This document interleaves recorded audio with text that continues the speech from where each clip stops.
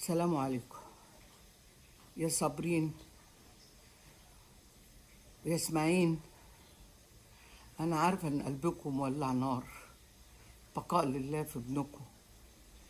خد عيني حبيبي والله راح. مش بياخدوا العين بتروح القبور. معلش، ربنا معاكم. أكيد كل اللي بيشوفوا بيقول ربنا معاهم. ربنا معاكم.